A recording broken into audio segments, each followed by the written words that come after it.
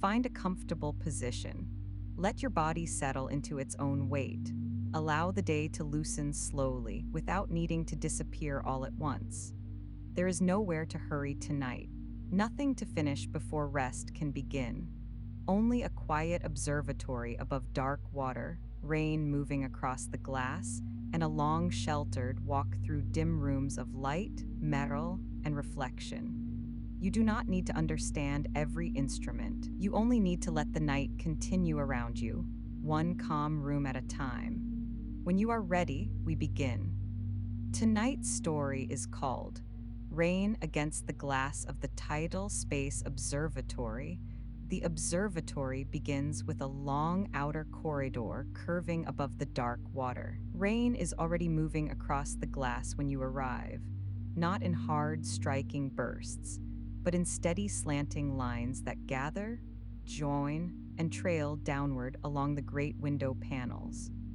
Beyond them lies the ocean world below, almost black in the night, its surface broken only by faint moving bands where distant tidal currents catch what little light the sky allows. From here, the water seems vast and patient, stretching outward beneath rain and cloud until sea and sky become difficult to separate. Inside, the corridor is dimly lit. Along the inner side runs a line of low wall lamps at measured intervals, each one casting a soft amber glow across the polished floor and the lower edge of the metal framework holding the glass in place. The light does not reach far. Instead, it gathers small areas of the walkway into quiet pools, leaving the farther curve of the passage to emerge little by little as you move. Overhead, the ceiling follows the same gentle sweep as the corridor itself, ribbed with dark support beams and narrow recessed strips of dull silver light. Underfoot, the floor is made from smooth plated metal set in long fitted sections, brushed rather than glossy, though tonight it holds a faint sheen from the reflected lamps and the shifting gray light beyond the glass.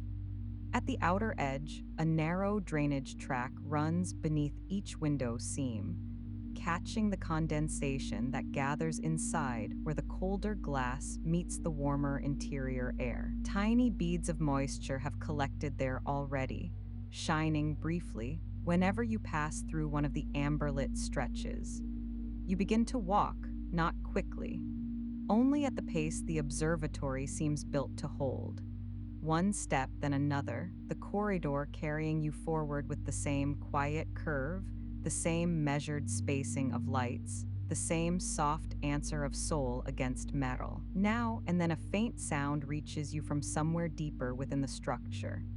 The softened hum of distant systems, the light shift of air moving through vents, a quiet pulse from machinery too far away to disturb the stillness.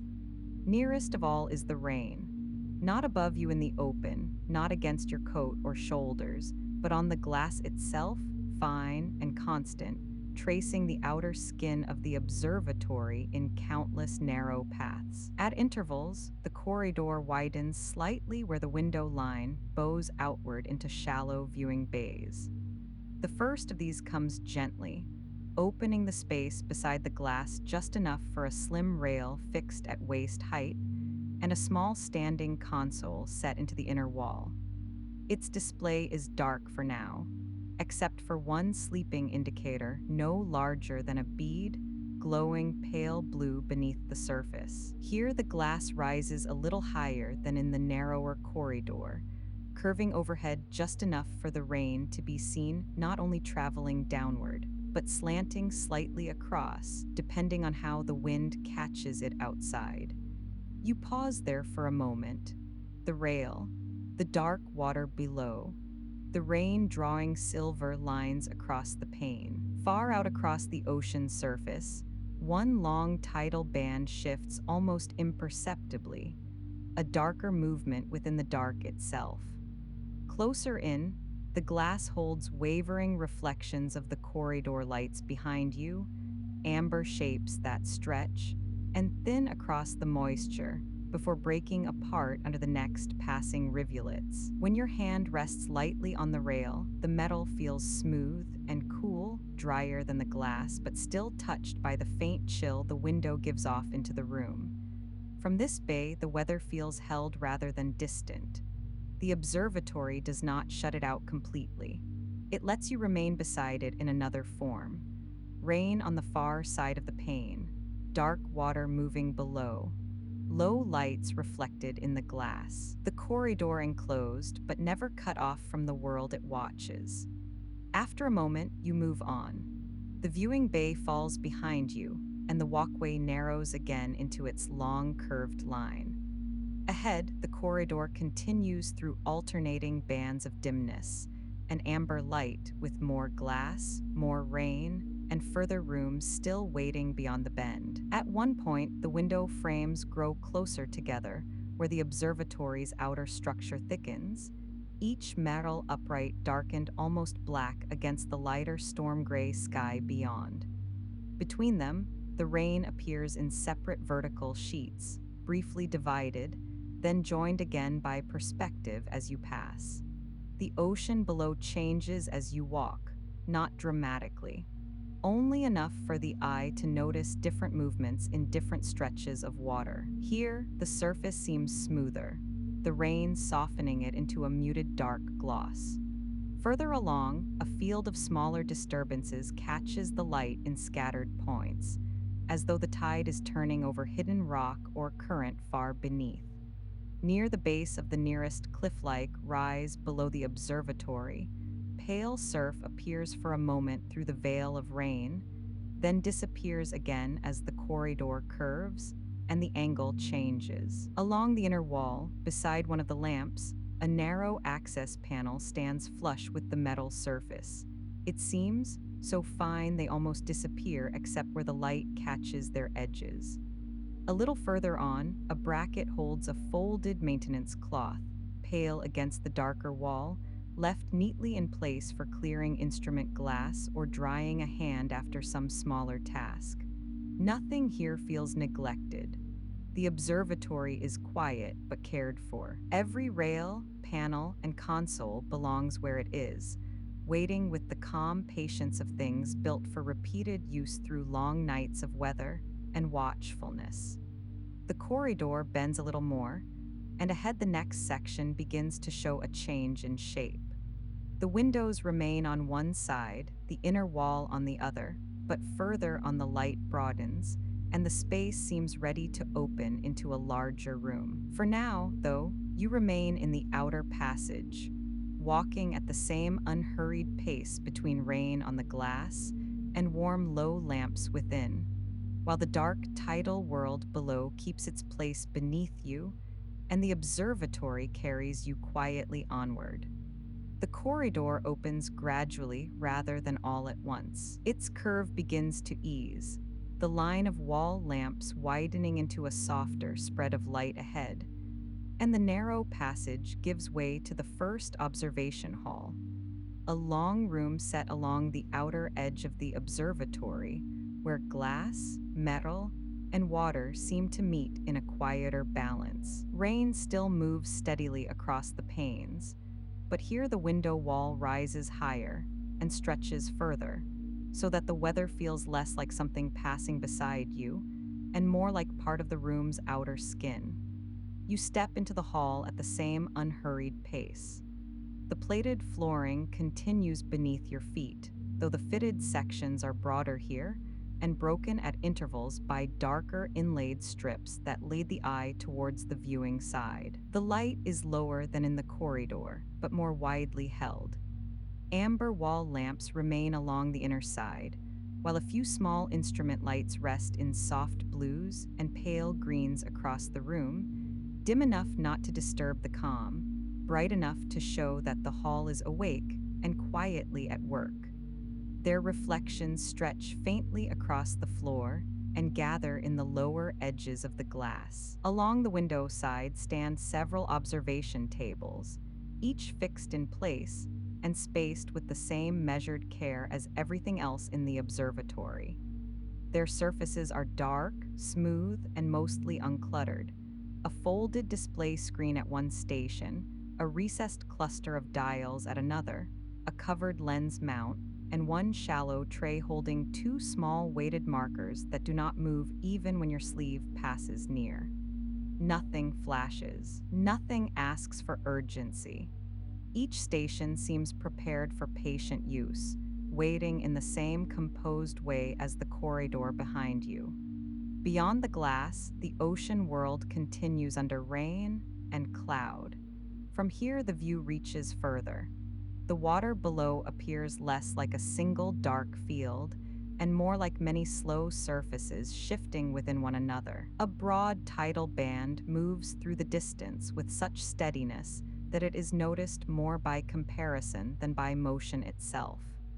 Closer to the observatory's foundations, broken textures rise and fade where wind, current, and rain meet over hidden changes in the rock below. Far out at the edge of sight, one lighter seam lies beneath the clouds, perhaps surf, perhaps current, perhaps only the sky pressing a little brightness down into the water before drawing back again.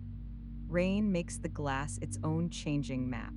Some lines fall straight, some drift diagonally where the wind catches them. Others join into thicker trails that run down over older paths before breaking apart again at the lower seals. Near the upper panes, finer beads have gathered in close rows, catching the room's dim reflections and turning them briefly into scattered points of amber and blue. Lower down, the rain has flattened into long, wavering threads that soften the ocean view without obscuring it completely. This hall holds a different kind of quiet from the corridor. The passage outside was narrow enough to guide the body forward. Here there is space for the eye to rest a little longer on one surface before moving to the next. Rain on the glass, low tables, faint instrument lights, dark water below. The observatory remains enclosed, but in this room the enclosure feels wider, as though it has been made to watch without hurry and to let weather pass in full view. You move towards the nearest table. Its edge is rounded and cool beneath your fingers, smoother than the rail in the viewing bay and less cold than the glass itself. Set into the top is a sleeping display, dark except for one dim line waiting near the lower corner. Beside it lies a row of touch controls, flush with the surface, each one marked only by a pale symbol that appears when seen from the right angle and disappears when the reflection changes. Near the far side rests a lens cap, circular and matte, with a fine ring of moisture gathered where someone recently set it down after coming in from another part of the observatory. For a moment, you wake the display with the lightest contact. It does not flare. Instead, it comes alive quietly, unfolding a muted field of dark blue with a few thin lines crossing it in slow, measured movement. Tidal readings, perhaps, current maps, observation overlays. Nothing in it feels urgent. A small series of symbols shifts near the edge, then steadies. One pale line advances across the lower part of the display and fades again.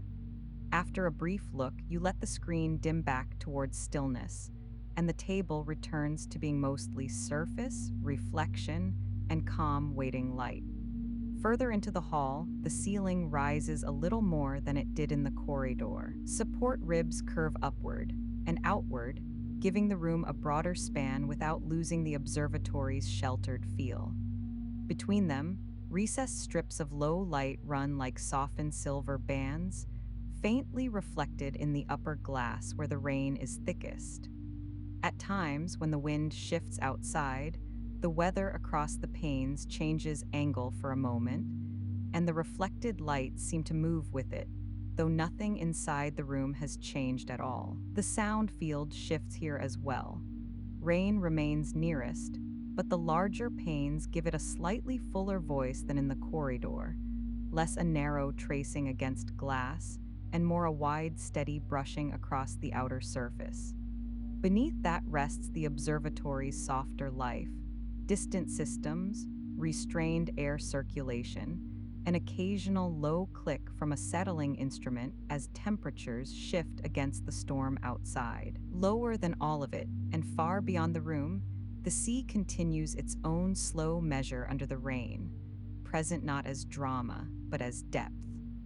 At the far end of the hall, another viewing area curves outward from the main room, larger than the first bay in the corridor, and marked by a semicircular rail facing the deepest part of the window wall. The flooring there changes tone slightly, darkened by the concentration of reflected glass light and the repeated passing of careful steps. No chair has been placed there. No platform rises above the rest of the room. Only the arc of the rail, the broader view, and the sense that this part of the hall has been shaped for longer pauses when weather and water are worth watching in full. You do not go there yet. For now, it is enough to remain within the main body of the room, moving slowly between the tables and the glass. One station holds a folded chart beneath a clear cover, the paper below marked by fine pale lines too small to read from here. Another contains a set of fixed lenses, darkened and capped, their metal housings catching only the faintest rim of light. At the inner wall, a narrow cabinet door sits almost invisible within the paneling, its outline showing only when the rain reflections shift away from it. The whole hall feels maintained and in use, but resting between tasks, as though someone has moved through it earlier with quiet hands and left everything ready for the next watch. Beyond the glass, the rain briefly thickens. Farther water recedes into a darker blur, while the nearer currents below the observatory become easier to distinguish by contrast. A long streak of pale disturbance forms where rain and tide meet over some hidden change in depth, then stretches thinner and disappears into the larger darkness around it. For a few breaths, the room's reflected lights seem brighter in the pane than the world outside. Then the weather shifts again, and the ocean returns in deeper layers beneath the moving surface of the glass. After a little while, your path through the hall begins to angle towards the inner side, where a narrower opening waits between two darker support columns. Behind you remains the observation room, glass, tables, reflected light, dark water, and rain tracing its countless paths downward through the night. Ahead, the opening suggests a more enclosed passage, where the observatory will draw in from the wider view and carry you further inward through its quieter working spaces. The opening at the inner side of the hall is narrower than the room behind it, framed by two darker support columns and a pressure door left standing open. Its rounded edges and recessed seals give it a heavier look than the corridor frames you have already passed, though nothing about it feels severe. Beyond it, the observatory draws inward. Rain remains visible only in reflections now, and the broader outer view of water and glass gives way to a more enclosed passage of metal, low light, and quieter air. As you step through, the sound changes first. The wide brushing of rain across the observation panes falls back behind you, replaced by a softer interior hush shaped by close walls and insulated surfaces. The passage is not silent. Somewhere above, a faint current of ventilation moves through hidden channels. Now and then a restrained pulse travels through the structure, more felt than heard, like machinery keeping its own patient rhythm in deeper parts of the observatory. The sea remains with you too, but only as the most distant undertone, filtered through glass, walls, and weather. This passage is narrower than the outer corridor and more plainly functional. The floor remains metal, though here the panels are darker, their brushed surfaces broken by thin anti-slip lines running across the width at measured intervals. Along one wall, low service lights sit behind frosted covers, their glow cooler than the amber lamps in the viewing areas, tending towards soft white with the faintest hint of blue. Across from them, the curved inner shell of the observatory is broken by flush access panels, each fitted so precisely that only their seams show when the light catches at an angle. You continue at the same easy pace. Nothing here asks for speed, it only changes the scale of the night. Outside, the observatory let you walk beside rain and water in long open views.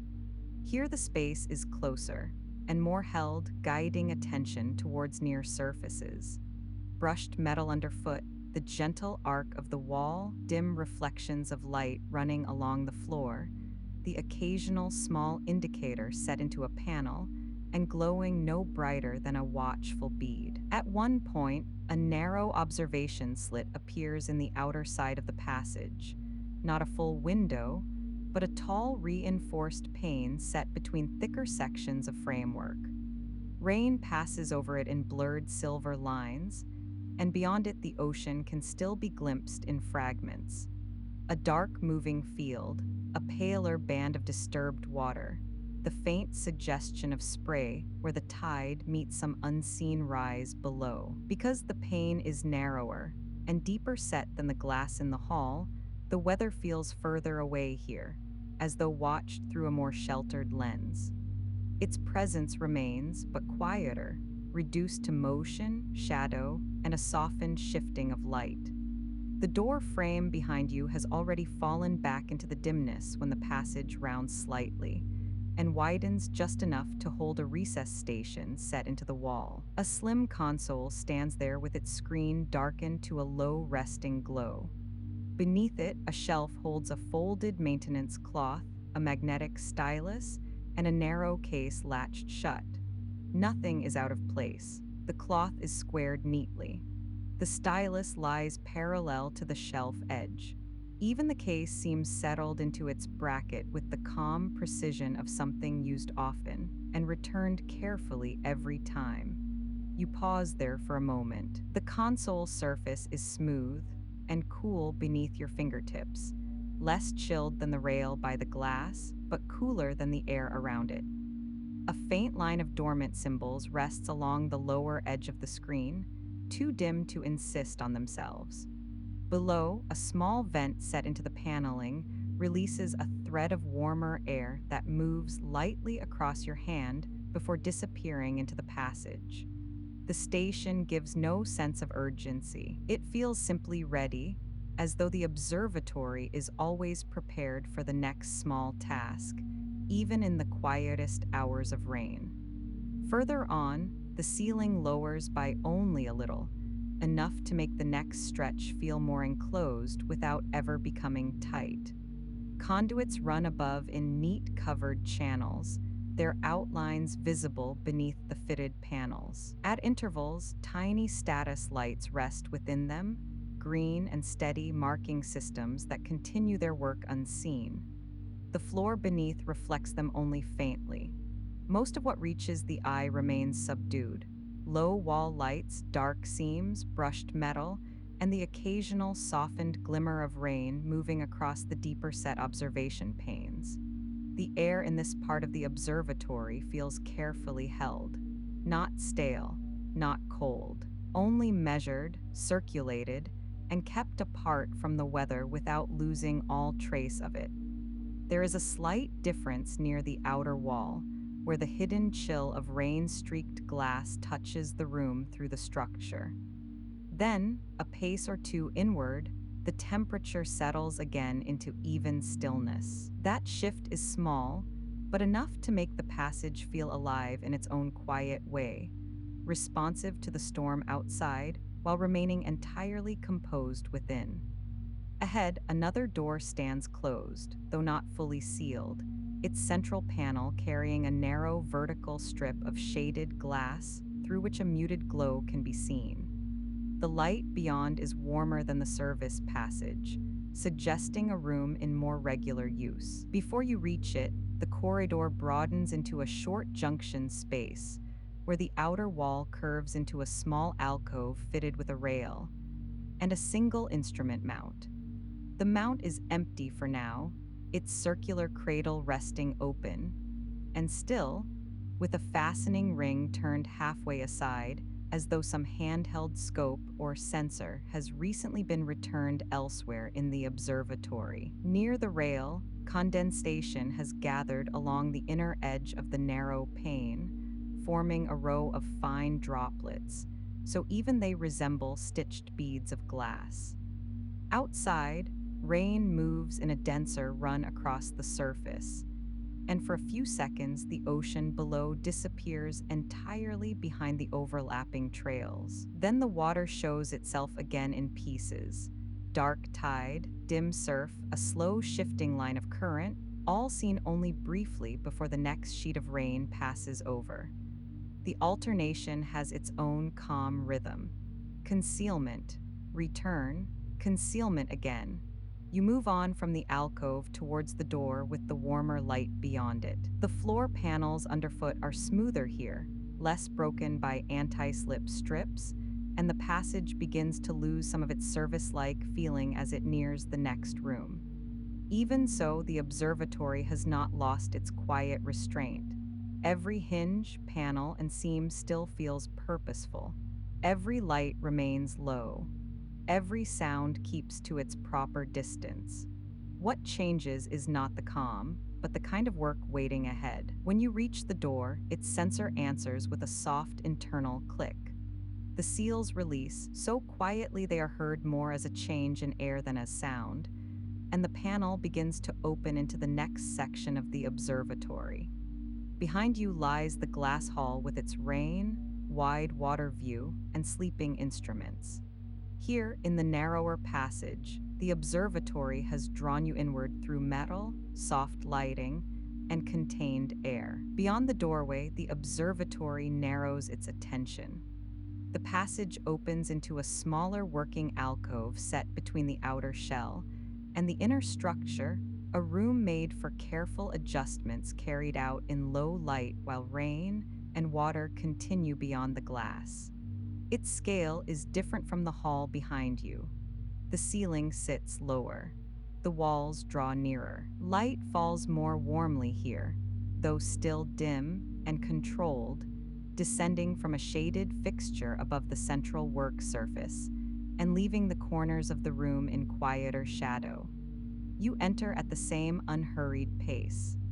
Underfoot, the floor changes from broad corridor plating to a closer laid grid of darker metal tiles, their surfaces faintly textured for firmer footing. At the center of the alcove stands a long calibration table fixed to the floor, its top made from a matte composite that absorbs light rather than throwing it back.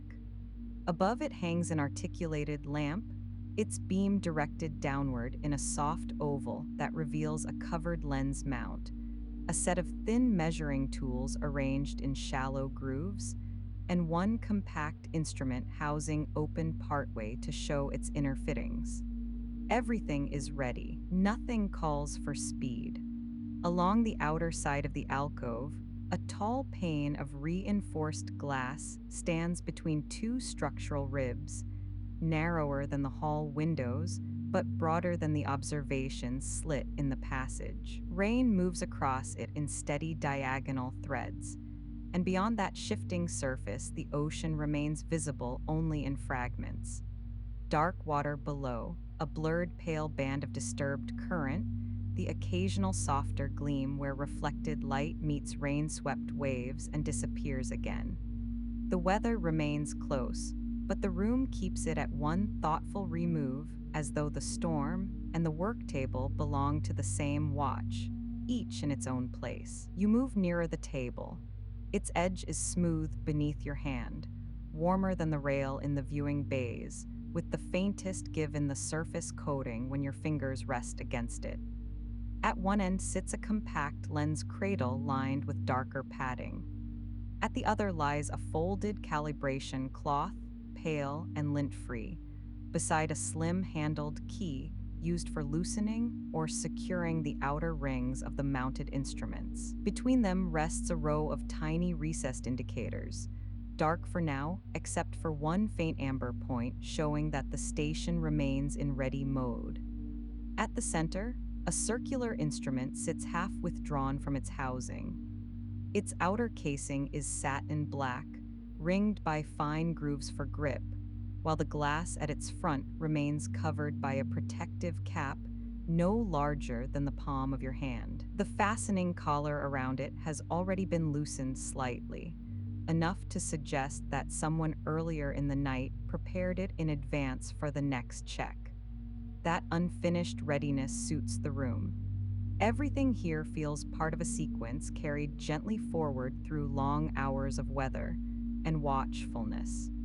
For a moment, you lift the small handled key from its recess. The tool is light and balanced, cool against your fingers, with a rounded grip worn smoother at the center by use. When you set it against the collar and turn, the movement is almost noiseless.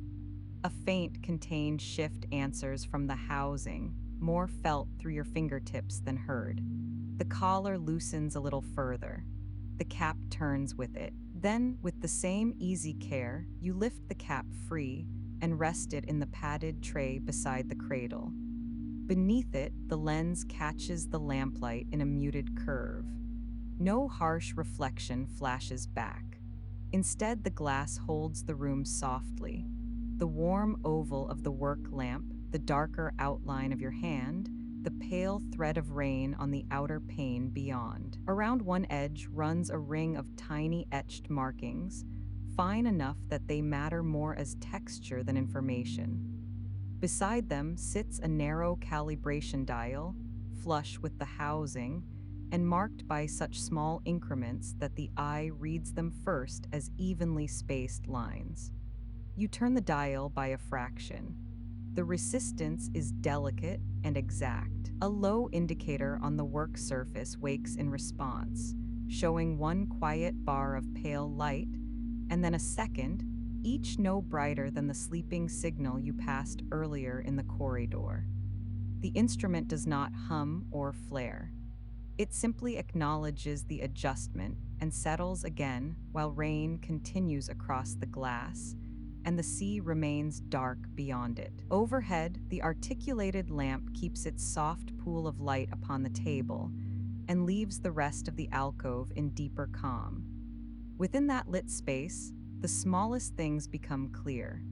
The fine seam of the lens housing, the brushed finish of the tool tray, the slight darkening at the edge of the cloth where damp fingers once lifted it, the faint shadow of rainwater moving down the pane beyond the work area. Outside that pool, the room recedes into shadowed metal, quiet structure, and the restrained glow of one wall readout no larger than a thumbnail. You reach for the cloth and draw it lightly across the lens. No sound comes from the motion. Where the fabric passes, the surface shifts from a dim gathered reflection to an even clearer curve, and the rain-lit pane beyond sharpens for a moment within the glass itself before softening again when you lower the cloth. Once finished, you fold the cloth back into place, edges aligned, corners resting square against the tray. The air here differs from both hall and passage. It remains carefully regulated, yet feels a little warmer near the work surface, perhaps from the lamp, perhaps from the instrument housing, perhaps simply from the smaller scale of the room. Closer to the glass, a faint coolness persists, enough to be felt across the back of your hand when you move from table towards pane and back again. The observatory never lets the weather in, but it allows its presence to be known through temperature, sound, and the endless changing pattern of rain outside. At the far side of the alcove, a narrow shelf has been built into the wall, holding two closed cases, one stacked atop the other, and a slim transparent cylinder in which 3 spare lens rings rest nested together like darkened coins. Beside them, a handwritten maintenance slip sits beneath a clear retaining strip, its neat lines too small to read from here. Even so, the shape of the writing adds to the feeling of care. Nothing in this room suggests neglect. Nothing suggests alarm. Its purpose is quieter than that. It exists to keep watch by keeping things true. When the lens is secured again, The collar closes with the same restrained precision with which it opened. You return the handled key to its groove. The small indicators dim back to one resting amber point. The instrument resumes its waiting posture beneath the lamp, ready for the next quiet check whenever it comes. Outside, the rain briefly thickens on the pane and blurs the water below into darker movement beneath moving silver threads. A moment later, the weather thins again, and the ocean returns in layers. You remain there a little longer, not working now, simply letting the alcove hold its balance around you. The work table, the covered tools, the lamp above, rain on the reinforced glass, the dark tidal world below. The observatory feels smaller here than in the hall, but more concentrated. Its quiet gathered into a room where even the smallest task belongs to the larger patience of the night. At last, you move away from the table. Behind you, the calibration alcove keeps its warm pool of work light and its carefully ordered surfaces. Ahead, another opening waits deeper within the observatory. The watch will continue there, carried onward not by urgency, but by the same calm precision of hand, tool, lens, and rain held just beyond the glass. The next doorway opens from the calibration alcove into a curved gallery that turns once more towards weather and sea. At once, the observatory widens around you. The ceiling lifts. The outer wall becomes glass again, not in the long, straight measure of the first hall, but in a slower arc that follows the shape of the station as it looks out over the tidal world below. Rain is already moving across it in broad, slanting threads, and the dark water beyond returns with a deeper presence than it held in the smaller workroom. You step into the gallery at the same easy pace. Underfoot, the floor changes again, shifting from the tighter grid of the calibration alcove to long curved sections of smooth dark plating that hold the room's reflections in low broken bands.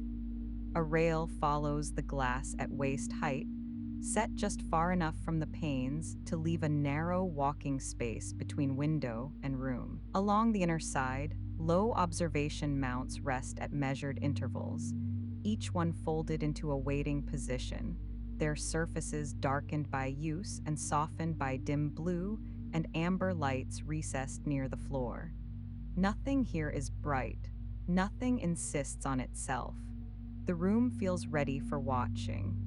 Rain behaves differently on this larger sweep of glass. Across the straighter panes of the hall, it traveled in more orderly runs, crossing fixed sections in visible layers. Here the curve changes it. Some trails begin high and slide downward in long, wavering arcs. Others meet, divide, and rejoin as they cross the subtle bend in the surface. Near the upper edge, finer threads of water move almost sideways where the wind catches them. Lower down, thicker runs gather and flatten, blurring the view in shifting bands before the ocean shows through again. From here, the water below appears broader. The gallery seems set a little further out from the inner body of the observatory, enough that the sea takes up more of the view, and the land below, where it exists at all, falls into darker hidden forms. Long tidal bands pass beneath the station like shadowed rivers moving through the black. Nearer the foundations, where currents fold around rock or submerged ledges, paler disturbances rise and fade under the rain, widening for a while before being absorbed again into the darker surface. Now, and then one longer seam of lighter water stretches away into the distance and seems to hold for several breaths before dissolving into the wider motion around it. The glass reflects the room back into itself. Low lights from the inner wall gather faintly in the lower panes. The dark curve of the rail repeats as a softened band beneath the real one. Your own shape passes there too, no more than a muted shadow moving beside the weather, altered by rain, broken by the joins in the glass, then reformed a few feet further along. Because of those reflections, the gallery feels doubly held, as though room, weather, sea, and light are all moving quietly together within the same curved frame. You follow the arc of the gallery for a while before pausing near one of the broader viewing sections, where the rail curves outward by a fraction, and the pane beyond it seems to open the deepest view. Set into the floor is a small circular plate marking some observation point or alignment reference, its brushed surface worn smoother at the center. Beside it, mounted to the inner side of the rail, rests a folded viewing instrument no larger than a compact field scope, its casing sealed and dark, its lens hood turned down and locked into place. It remains unused tonight. The room does not need it to feel watchful. Rain and water below are enough. Your hand comes lightly to the rail. The metal is cooler here than it was in the calibration room, carrying the hidden chill of the vast pane beyond it. Not cold enough to jar, only enough to make the warmth of your fingers briefly noticeable against its smooth surface. As you stand there, the sound field shifts again. Rain on the glass is broad and constant, neither sharp nor thin, but spread across the whole curved face of the gallery in one continuous moving hush. Beneath it rests the sea, lower and slower, felt in the deep measure of shifting water more than in any one distinct note. Further in, behind you, the observatory keeps its own quieter life. A low system hum, one distant settling click, air moving gently through vents too far away to disturb the stillness. From this point, the tidal world feels larger than it did in the first hall. The difference is not clarity. Rain still veils much of it. What changes is reach. The curve of the gallery lets the darkness travel further to either side before the framing of the observatory interrupts it.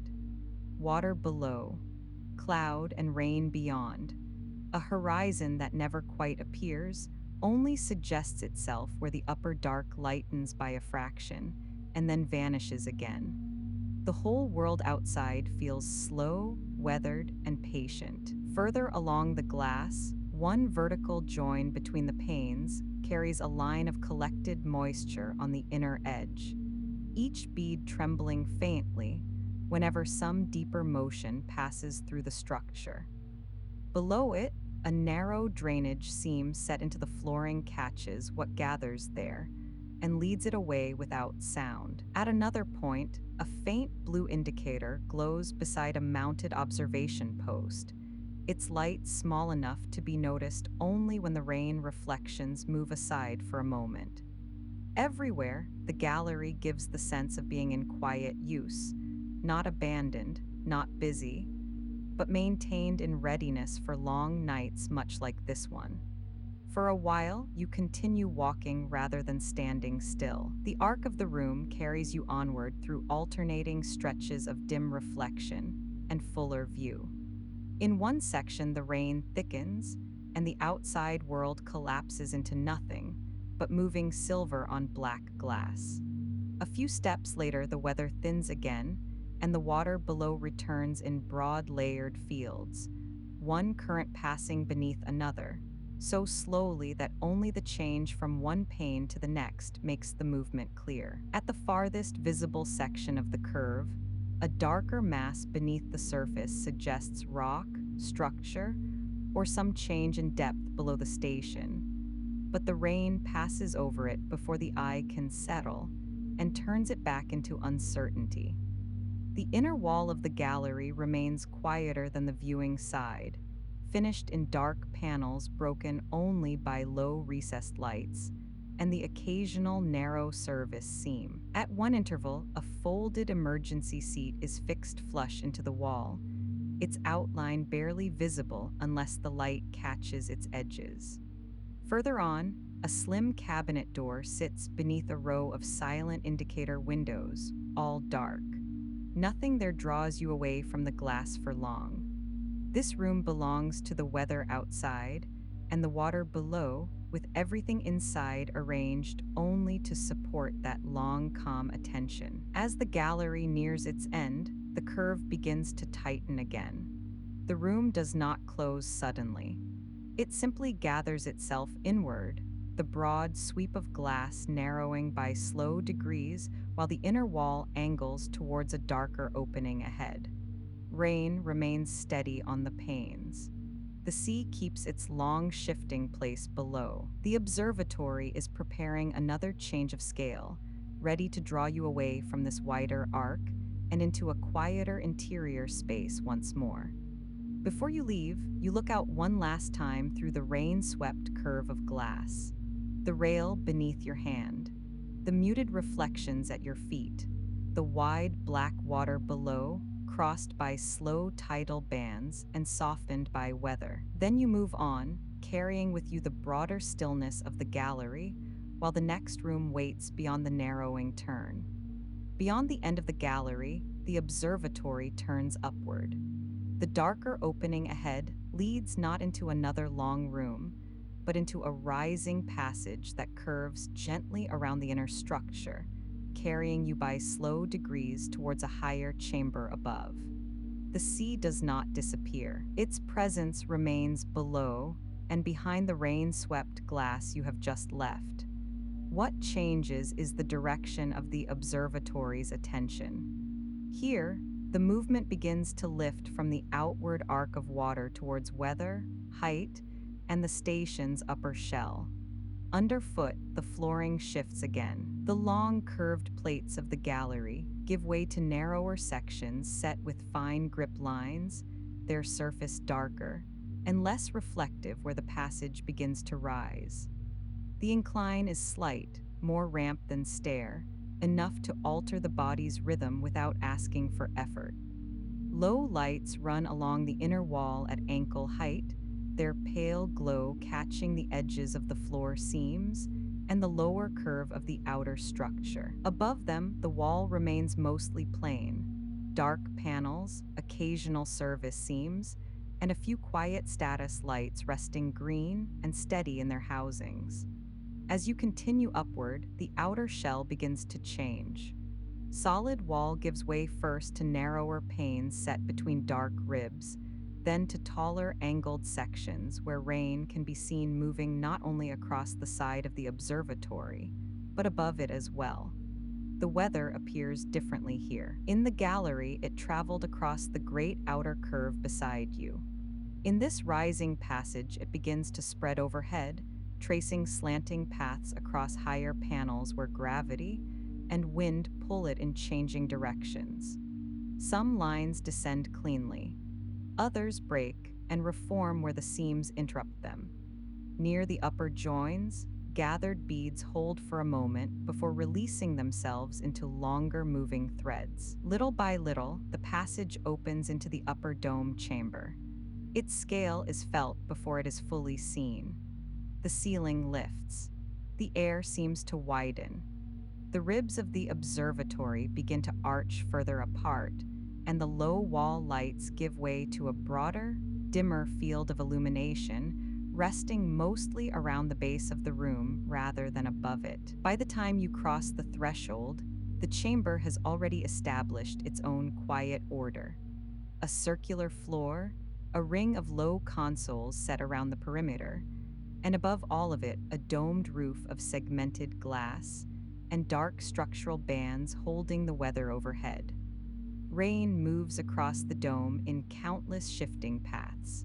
From here, it is no longer only something passing down a vertical pane. It crosses above you in long sloping trails, catching faint light from the room below and the dim storm gray of the sky beyond. Some sections of the glass are blurred almost entirely by water.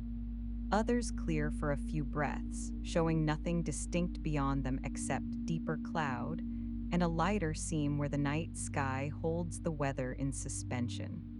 No stars show through, only rain, cloud, glass, and the dark framework that keeps the chamber sealed and calm beneath it all.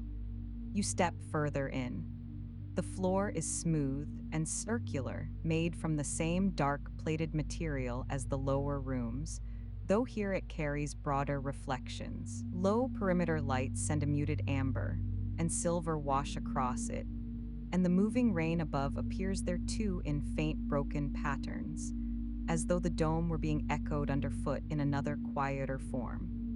At the center of the chamber stands a low ring no higher than the knee, wide enough to lean against or rest a hand upon, its upper surface finished in matte black with a thin inset strip of dormant light around the inner edge. No display is active. It simply waits in the same composed way as everything else in the observatory. Around the outer curve, the consoles remain subdued. Each station sits low and angled slightly upward, its screen dimmed almost to nothing except for a few pale indicators sleeping along the edges. One holds a folded atmospheric chart beneath a clear cover. Another carries a recessed sensor dial with its pointer resting at center. Further along, a narrow instrument arm is parked within its cradle, locked into place, and casting a thin curved shadow across the surface behind it. The room feels in use but resting between moments of attention. Nothing pushes itself forward. Everything waits. You move towards the center ring and rest your hand lightly on its edge. The surface feels cool and smooth, less chilled than the glass above, steadier than the rail in the gallery below. From this position, the chamber gathers around you in full. Rain above, dark ribs arching overhead, dim floor reflections, low consoles resting in a wide circle at the room's edge. And through the lower angled sections of glass beyond them, the faintest suggestion of the tidal world below, now reduced to dark moving fragments at the margins, while the chamber's true emphasis remains overhead. The sound is different here too. Rain on the dome is fuller than rain on the side panes below, not louder in any harsh way, but spread across a larger surface, so that it arrives as a wide, continuous hush with finer tapping where heavier lines of water cross the structural joins. Beneath that rests the observatory's interior life. Distant circulation, low hidden systems, a softened mechanical pulse somewhere below the floor. Far below it all, and almost lost beneath the chamber's broader weather sound, the sea continues its own slow movement around the station's lower foundations. The whole room seems suspended between those two measures, water below and weather above, while the observatory holds its quiet place between them. At one part of the dome, where two larger panes meet at a shallow angle, the rain gathers into a broader run that travels across the seam before breaking into smaller paths again. A few drops cling on the inner side as condensation, their shapes lit briefly by the low ring of lights below. Elsewhere, the glass clears for a moment, and the cloud beyond becomes more visible. A dark layered mass shifting almost imperceptibly above the storm, its lighter edges softened by distance and water. Then the next movement of rain crosses the pane, and the sky is reduced again to veiled shadow beyond the dome. This chamber invites a different kind of pause from the gallery. There, the eye followed the long sideward sweep of rain and tidal water. Here, it lifts and settles instead, up into the weather overhead, down into the reflected dimness at your feet, out towards the low ring of instruments and back again towards the center. Attention moves more slowly, shaped by the room itself. Even standing still, you remain within a quiet rotation of rain, light, structure, and depth. After a little while, you move away from the center ring and follow part of the chamber's outer curve. At one section, the lower panes angle enough to show a darker field below where the sea returns in brief, slanting glimpses through the rain. At another, the dome lowers slightly towards a reinforced section where thicker ribs cross overhead, and the weather is heard more than seen. Near one console, a small status light wakes and dims again, perhaps answering some distant system change below. Then the room returns to its earlier stillness, the shift so slight it feels more like breathing than activity. The farther side of the chamber begins to gather inward towards another opening, not abruptly, only by degrees as one section of the perimeter darkens, and the arc of consoles gives way to a more enclosed wall line leading back into the observatory's inner rooms. Rain remains steady on the dome. The chamber keeps its circular calm. Yet the route is turning again, drawing you away from this lifted weather space towards quieter rooms where records, instruments, and long watchfulness continue under lower ceilings. Before you leave, you look up once more through the segmented dome. Rain crossing the glass, dark ribs holding the arc above you, the dim suggestion of cloud beyond. Below, reflected faintly in the floor, the same weather repeats itself in softer, broken traces. Then you move on, carrying with you the chamber's broader hush while the next inward room waits beyond the curving wall.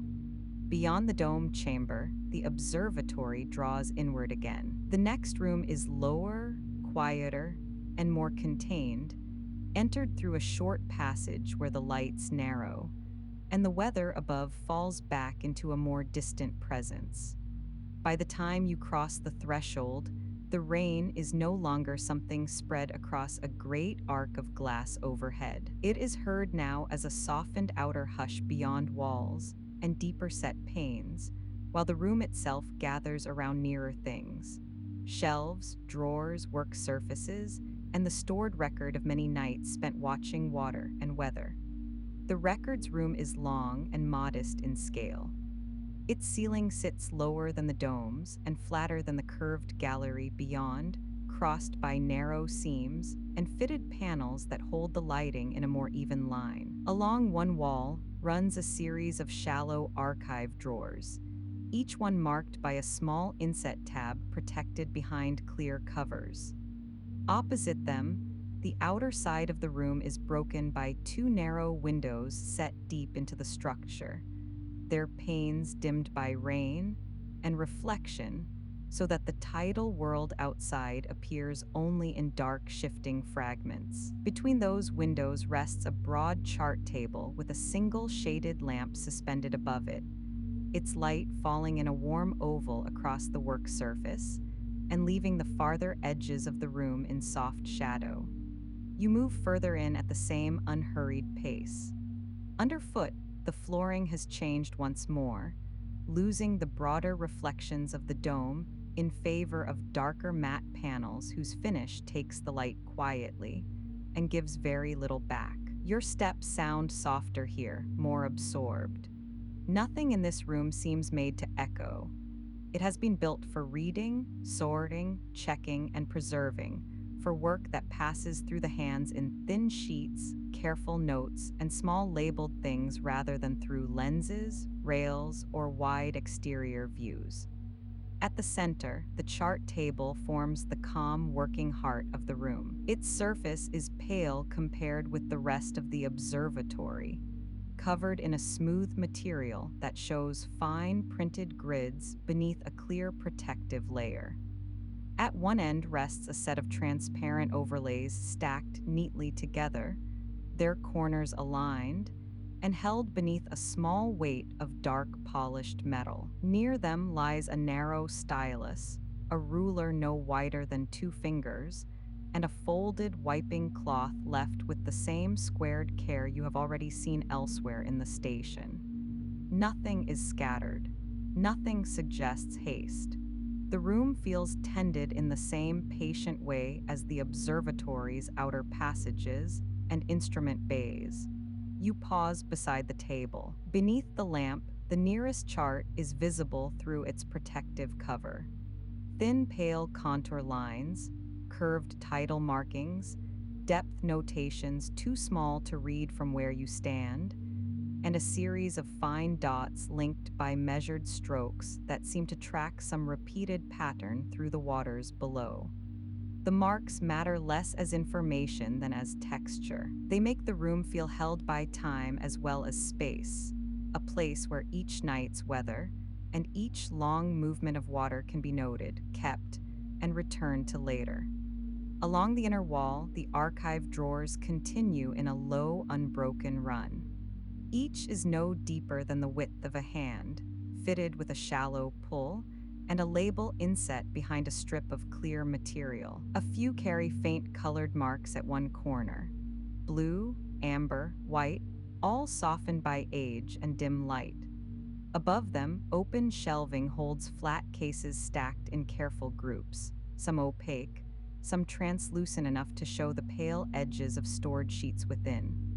One shelf carries 3 weatherproof cylinders sealed with dark caps, their sides lightly beaded where cooler air from the outer wall has left a trace of condensation against the warmer room. You slide one of the upper drawers open by a few inches. The movement is smooth and restrained. Inside lies a row of thin chart sleeves, each one labeled along the upper edge, their translucent surfaces catching the lamp in muted silver planes. Between two of them rests a small stack of handwritten note cards bound with a dark band, their edges slightly softened from use. The drawer holds a faint smell of dry paper, plastic, and cooled metal. Nothing in it feels old in a dusty way. It feels kept, protected, returned to again and again by careful hands during long watches much like this one. After a brief look, you let the drawer close. The sound is little more than a soft, guided finish as the runners settle it back into place. Nearby, one tiny indicator set into the side of the chart lamp shifts from pale amber to a dimmer resting tone and remains there. Beyond the deep-set windows, rain continues its blurred passage over the glass. What can be seen outside is no more than movement in layers. A passing line of darker water, a brief smudged reflection of the lamp, a softer region of gray where rain is crossing the pane more thickly than before. The world beyond is still present, but this room no longer asks the eye to look outward first. It asks it to look near. The air in here feels calmer than it did in the domed chamber. No stronger, no warmer by much, only steadier, with less of the subtle shifting that came from the great weathered span above. The difference can be felt at once in the papers and coverings laid across the table. Nothing lifts, nothing trembles. Even the hanging lamp seems stiller, its shade resting without the faintest movement while the rain remains outside the walls, and the sea keeps to its lower, unseen measure beyond the pane. Near the far end of the room stands a narrow, upright cabinet with a glazed front darkened almost to black. Behind it, the outlines of bound record books can just be made out, their spines even and close together, each marked with a small square label near the base. Below the cabinet sits a compact printing or transfer unit, dormant for now, its receiving tray empty and its status line dark. Beside it, fixed flush into the wall, a shallow compartment stands open to reveal a stack of replacement storage sleeves arranged with the same quiet neatness as everything else here. Nothing in the room competes for attention. Everything supports the same steady function: receiving, sorting, preserving, and waiting. You move back towards the chart table and let your fingers rest lightly on the edge of one transparent overlay. It is smooth, cool, and thinner than it first appears, its corner lifting only enough to show the layered chart beneath before you settle it back into place. The lamp catches the sheet briefly, and for a moment the grid below and the reflected rain in the window seem to overlap in the same plane, as though the room is holding outside movement and stored record together in one quiet surface. Then the reflection shifts, and the chart returns to itself. The sounds of the observatory reach this room in a softened arrangement. Rain against the deeper set windows, a distant current of ventilation moving somewhere behind the shelving, one low structural murmur too faint to place exactly. Nothing from the dome above now except the memory of its broader hush. This room has its own kind of watchfulness, not lifted and expansive, ordered, attentive, a place where the observatory remembers what it has seen. After a little while, the records room begins to gather towards its far end. The run of drawers shortens. The shelving gives way to darker wall panels. Beside the last deep-set window, another opening waits with its light dimmer than the chart lamp and cooler than the room around it, suggesting a route deeper into the observatory's working body. Behind you remain the table, the drawers, the labeled sleeves, and the steady stored calm of the room. Ahead, the watch continues, carrying you on from rain and water observed to rain and water recorded, and then further still into the station's quieter night. From the records room, the route turns outward once more, though in a different way from the gallery or the dome. The next space is narrower, more focused, and built around the living movement of the water below. By the time you enter, the rain has grown stronger on the outer shell. It does not strike in violent bursts, but in denser, more continuous sheets that travel across the reinforced panes and deepen the sound of weather around the room.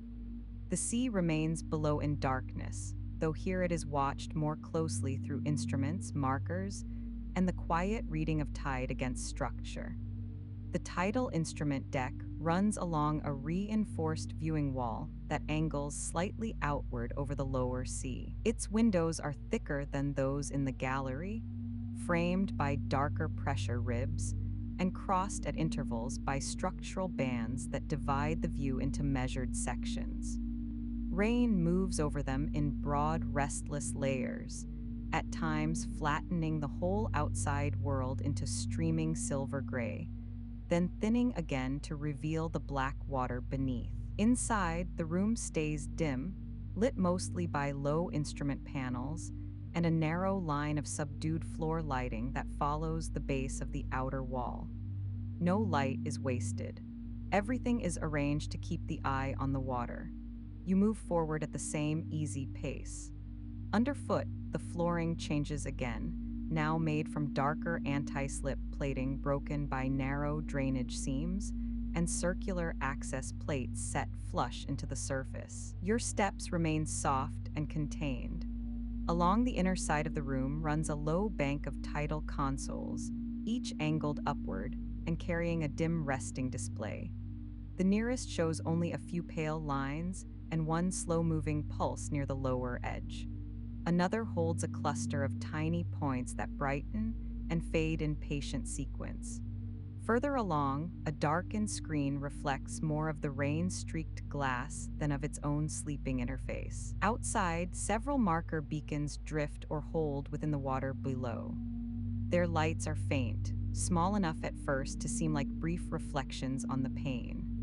Then the eye separates them from the glass, one pale amber point rising and dipping with the swell, another colder white light further out, and beyond them a dimmer blue tracer that seems almost still until the rain thins, and its slow movement becomes visible against the darker current around. None of them flash urgently. They simply persist, marking depth, tide, or current in the same calm way the observatory records and watches everything else. The rain sounds fuller here than it did in the records room. There it remained an outer hush beyond walls and deep-set panes.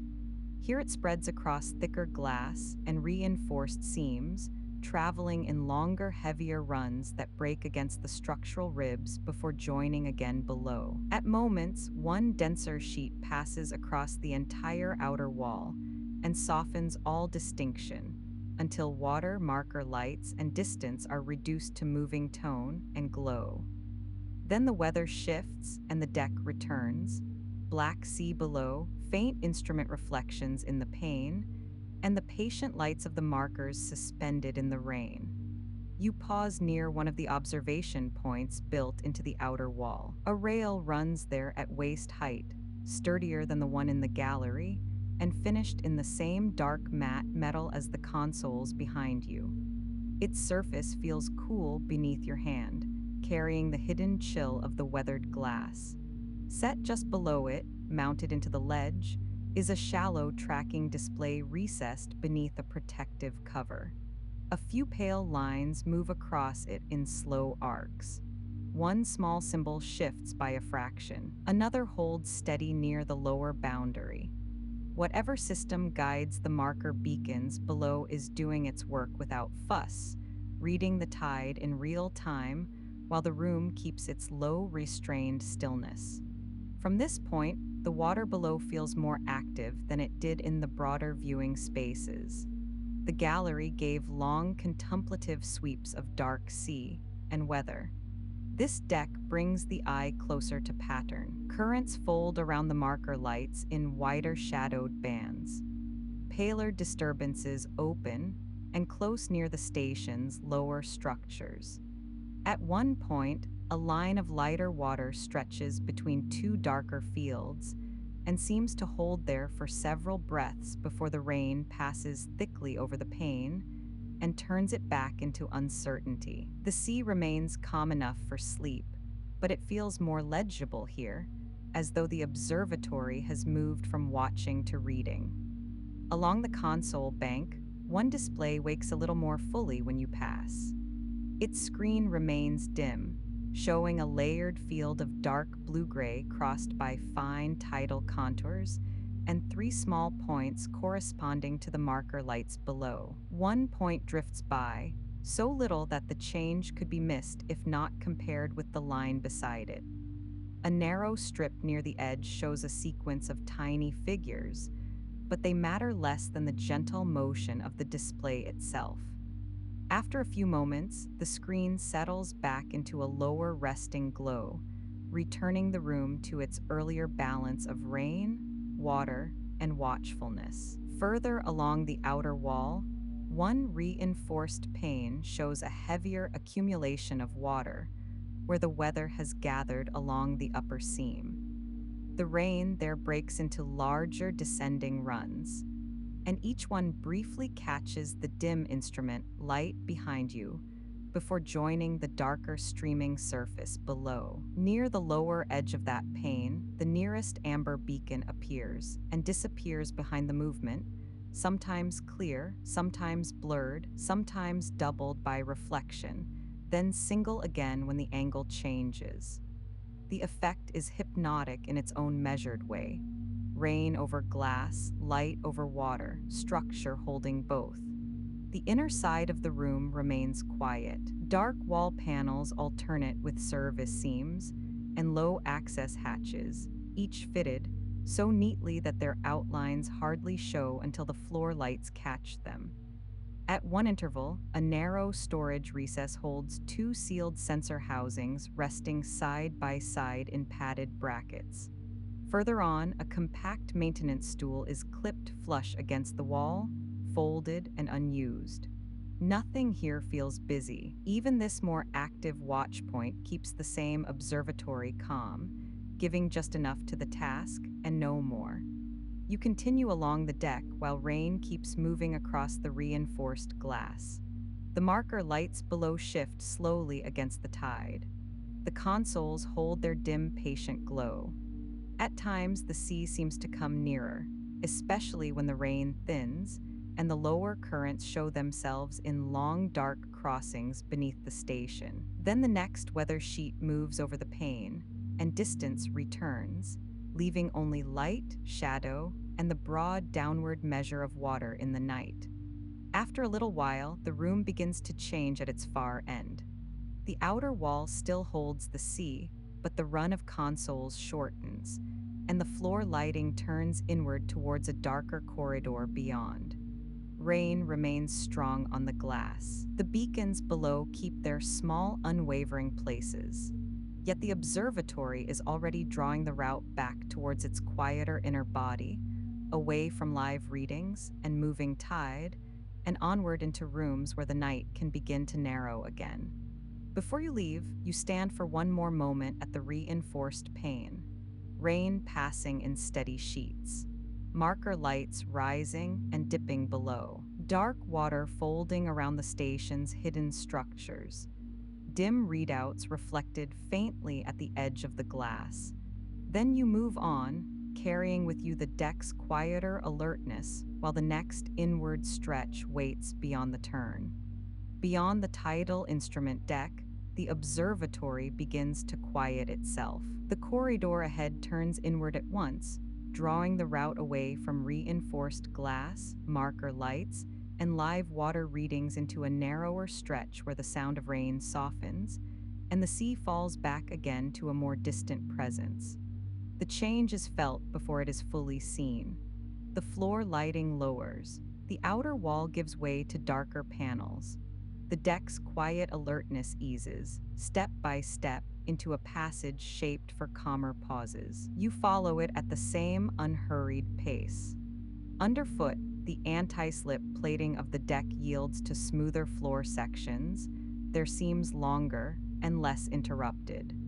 Your steps change with them, losing some of the firmer, contained note they carried near the consoles and settling into something softer again. Along the wall, a line of recessed light sits lower than before, their color moving away from the cooler tones of the instrument deck and towards a muted amber that leaves the corridor calm rather than dim.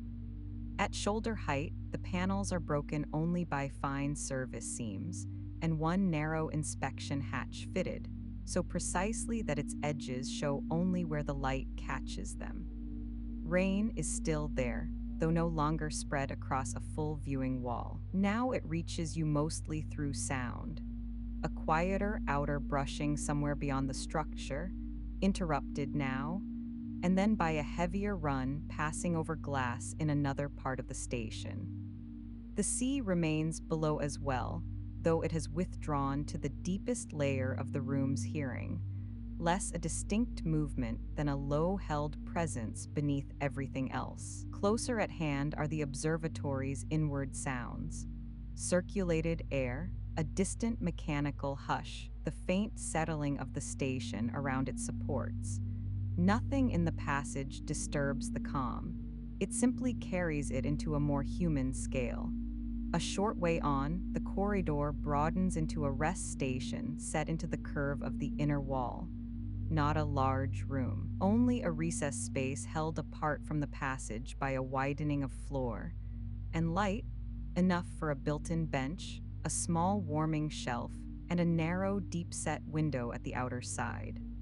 The bench sits beneath the window and is made from dark, smooth material topped with a thinner panel of wood or wood-like composite, its surface softened by long use and quiet handling. The window above it is no larger than necessary, high enough to frame rain and darkness rather than any broad command of the sea outside. You step into the nook. At once the observatory seems to gather closer.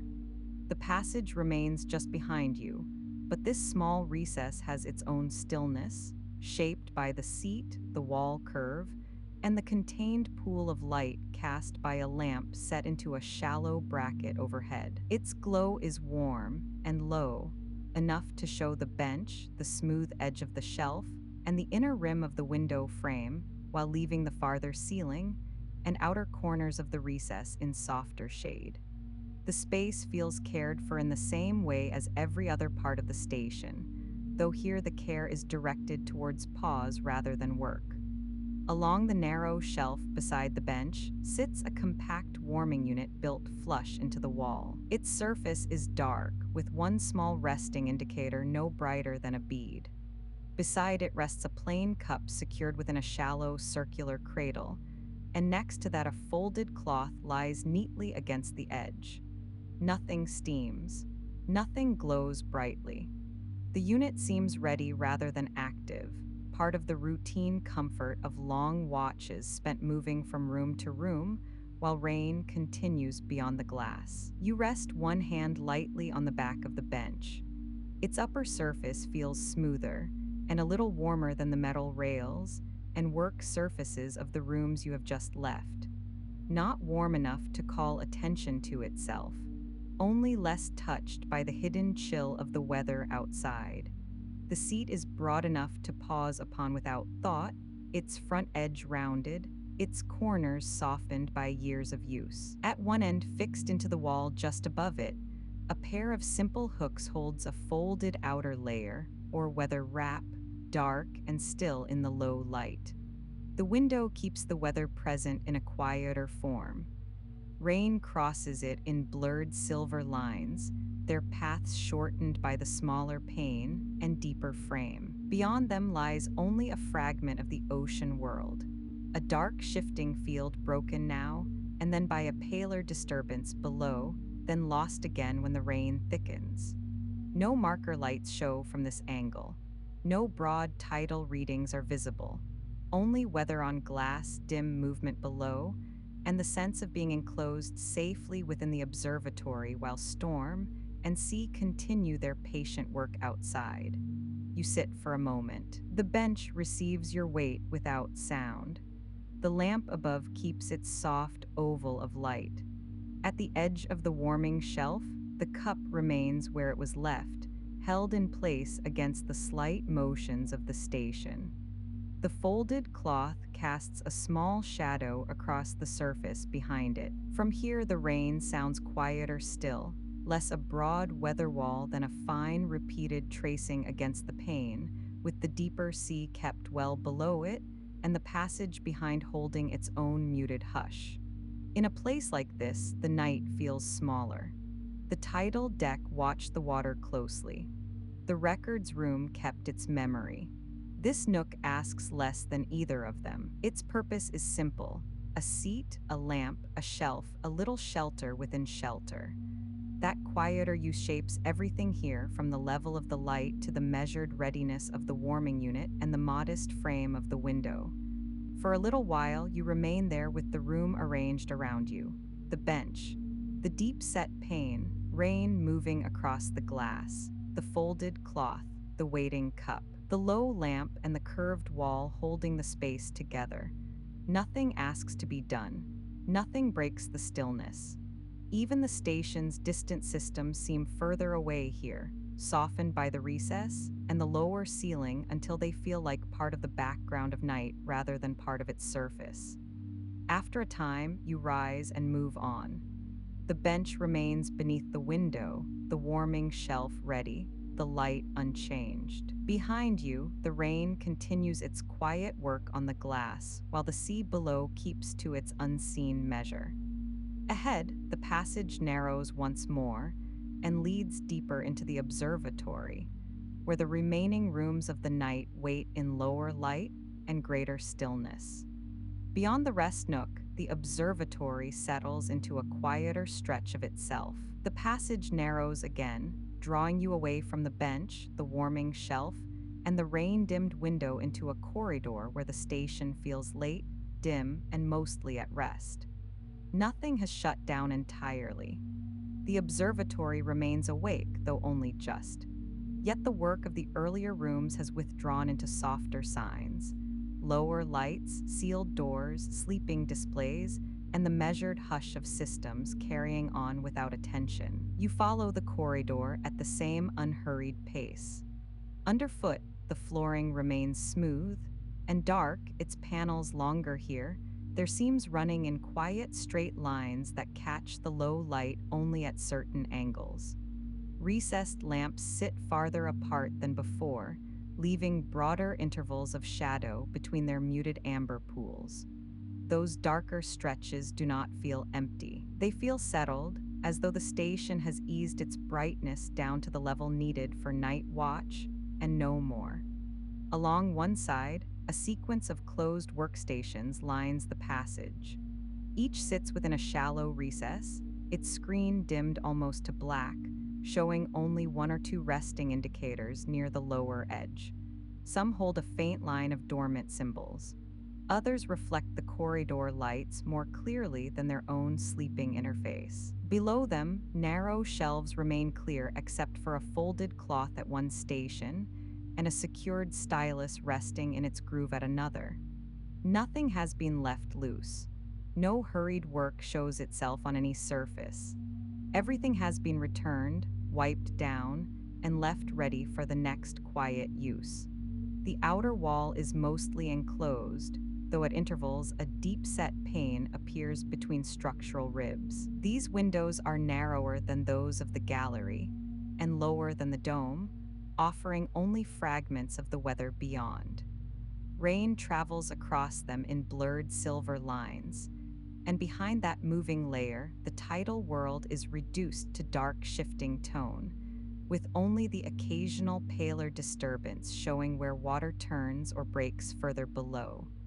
The sea remains present, but it no longer leads the room. It belongs to the edge of the passage now, one held fragment among darker walls and sleeping stations. The sound field has narrowed with the space. Rain reaches you only in softened traces through the deeper set glass. The sea is lower still, scarcely more than a held depth beneath the station. Nearest are the inward sounds, quiet ventilation passing behind panels, a restrained pulse from distant machinery, the faint settling hush of the observatory carrying its own weight through weather and night. Between those small sounds lie longer spaces of near silence, and those spaces begin to matter as much as the sounds themselves.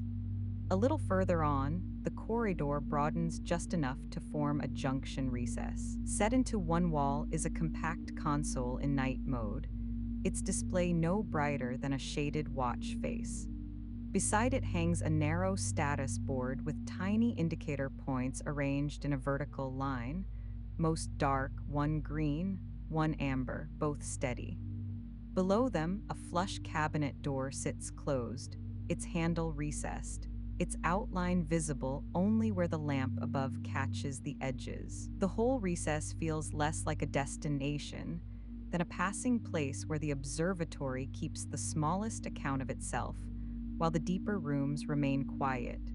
You continue on. Ahead, one sealed door stands set back from the corridor, its frame thicker than those of the small workstations, and its surface marked only by a narrow line of low light at the threshold. No sound comes from behind it. A little further on, another door remains fully dark, its panel reflecting the corridor lamps in muted broken bands. Passing them, you get the sense of other rooms sleeping close by, chambers no longer in use for this part of the night, spaces ready, but resting, held within the same weathered calm as everything else in the station. At the next deep-set pane, you slow for a moment. The glass is cool in appearance, dark at the edges where the frame closes around it. Rain moves down it in finer lines than before, more thread than sheet, and the view beyond is no more than a shadowed field of black water crossed now, and then by a dim, shifting gray. One brief reflection from a corridor lamp gathers in the pane and drifts with you for a pace or two before falling away. Then there is only the weather again, and the observatory wall between you and the open night. The farther you move through this stretch, the more the station seems to draw its attention inward. The active rooms lie behind now, the deck, the gallery, the dome, the records room, the careful workspaces and Tidal displays.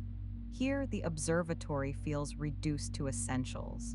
Light enough to see, air moving gently through the passage, systems awake enough to remain watchful. Nothing more than is needed, and nothing left untended. Near the floor, a thin run of light curves subtly towards the corridor's final turn. The walls there darken a little, their surfaces broken only by one small service seam and a recessed handhold beside a panel that remains shut. Overhead, the ceiling lowers by hardly more than an inch or two, yet the effect is enough to make the next section feel closer and more private. The passage is not closing in. It is gathering itself, preparing the night for its last narrowing. You pass one final sleeping station set apart from the others in a shallower recess. Its display is fully dimmed except for a single pale point near the corner. Below it rests an empty cradle shaped for some handheld unit now stored elsewhere. A shadow of rain moves over the nearby pane and fades. The station remains exactly as it was, neither calling for use nor feeling abandoned, simply part of the station's held order at this later hour. By now, the corridor has become quieter than any room before it, not because sound has vanished, because so little remains that asks to be heard. Rain beyond the wall, air within it. A distant system note, your own steps softened by the dark floor. It is enough just to move through it. At the far end, the passage turns once more, and a different kind of light waits beyond, warmer than the corridor lamps, steadier than the sleeping consoles, and held lower, as though it belongs to a room meant not for work or passage, but for one final pause. The walls around the turn remain plain. The floor continues in the same dark, quiet panels. Rain is still there somewhere beyond the outer shell. Yet everything now leans towards that last private space ahead, where the night can come to rest completely. You move towards it without haste. Behind you, the sleeping corridor remains unchanged. Dim stations, sealed doors, narrow panes, rain at a distance, and the deep composed hush of the observatory carrying on through the storm. Ahead, the warmer light waits just beyond the turn, ready to gather the remaining part of the journey into something smaller, softer, and more enclosed. At the end of the sleeping corridor, the warmer light waits just beyond the turn. When you follow it, the passage opens into a small private watchroom set apart from the rest of the observatory, a space quieter than the corridor behind it and more settled than any room before. Its scale is immediately different. The ceiling lowers a little. The walls draw nearer.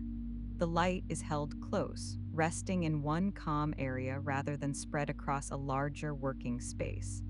By the time you step inside, the whole long route through rain, glass, instruments, charts, and corridors has already begun to narrow into something simpler. A single chair stands near the outer wall beneath a deep-set pane. It is broad enough to sit in comfortably, though not oversized, with a low back and gently curved arms made from the same dark material as the observatory's quieter fittings. The seat is upholstered in a fabric, so matte it takes the light softly rather than reflecting it.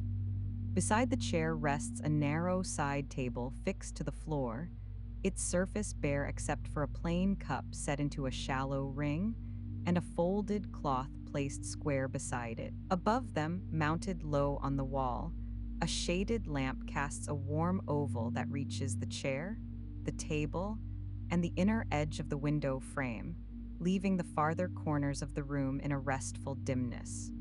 Rain moves down the pane in long, quiet lines.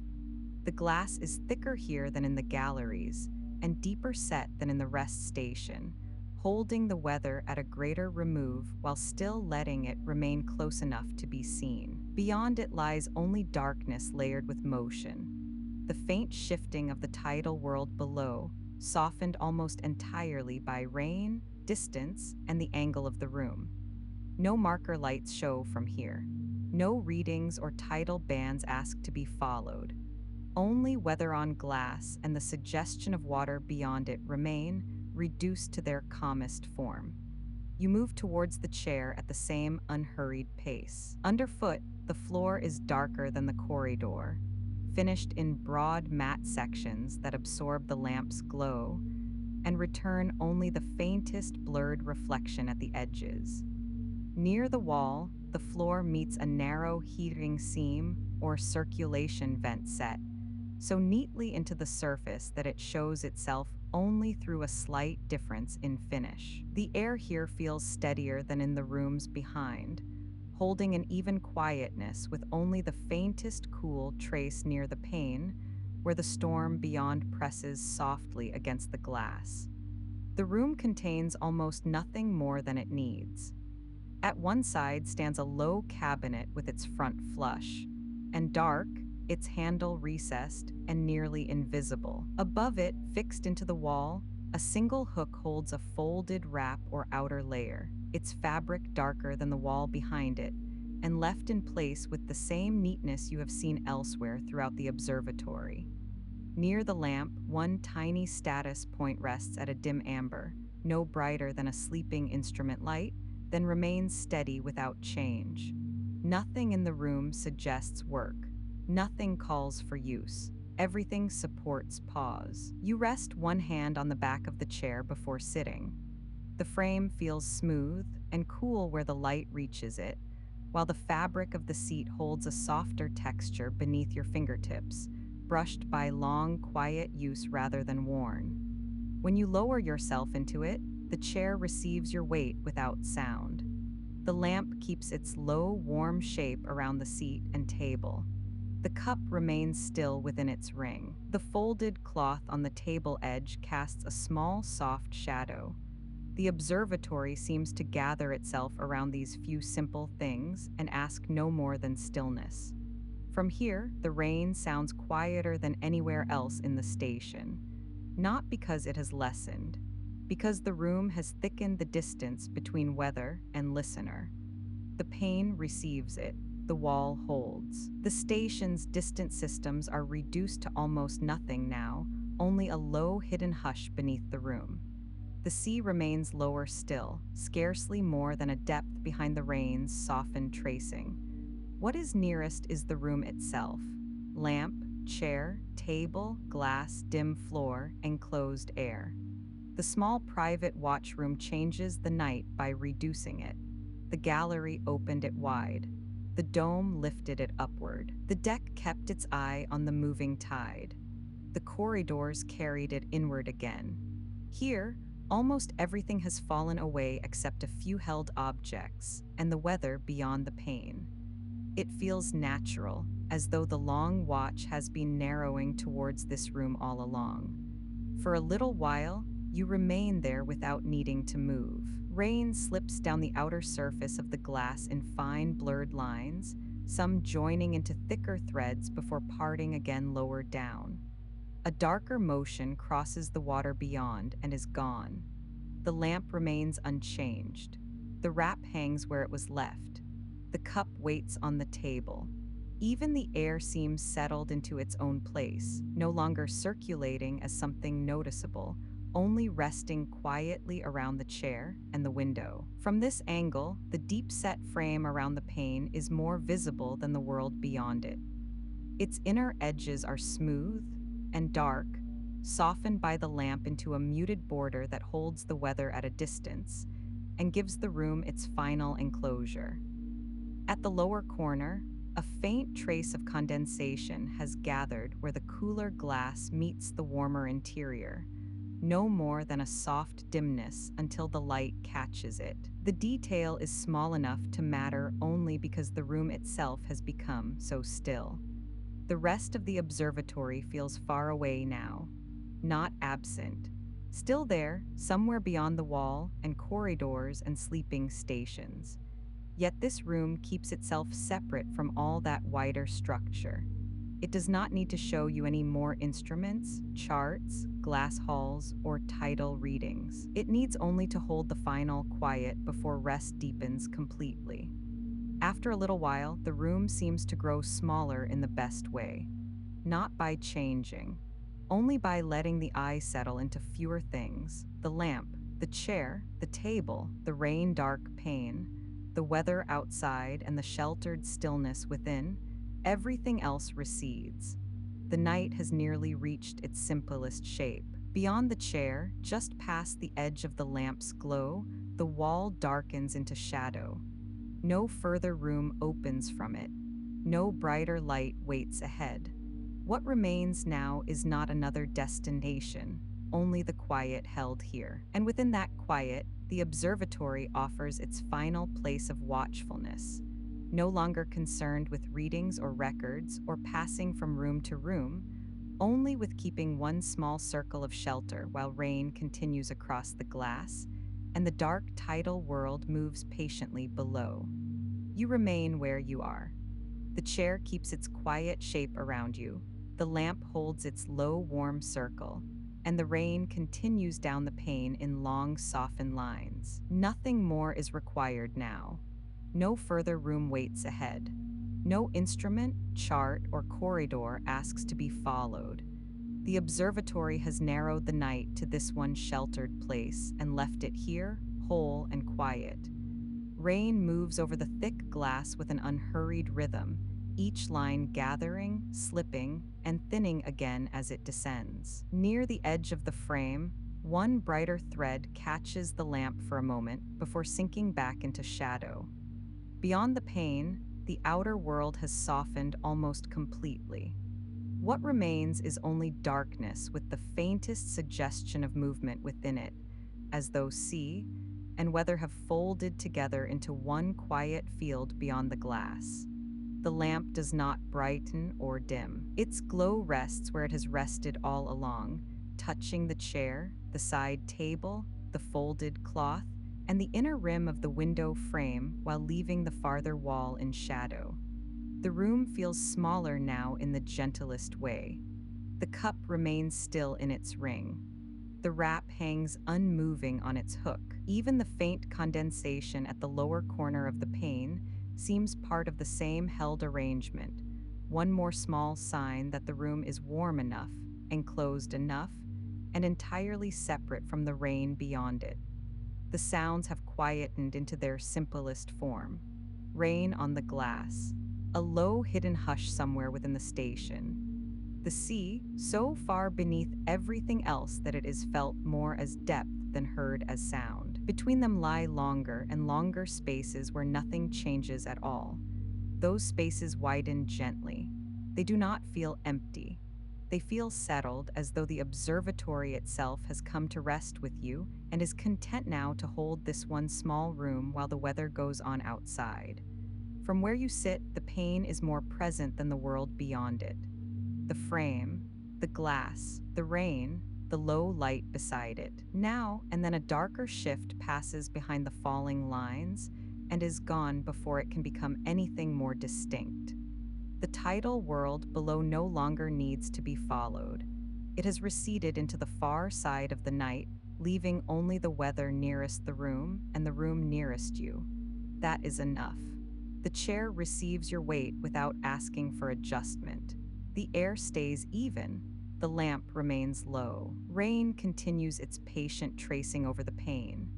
Nothing arrives, nothing departs. The last of the journey has already finished, and what remains is only this: a quiet observatory room, a dark window softened by weather, and the long, unbroken sense of being held within it. For a little while longer, the few visible things remain where they are. The table edged beside you, the folded cloth, the dim border of the lamp's glow, the rain-dark glass, and the deeper dark beyond. Then even those begin to matter less, not because they disappear, but because the room no longer needs to present itself in parts. It has become one still frame of shelter, weather, and low light. The observatory keeps its small circle of calm. The pane keeps the rain. Beyond the glass, the night goes on, and everything here remains quiet.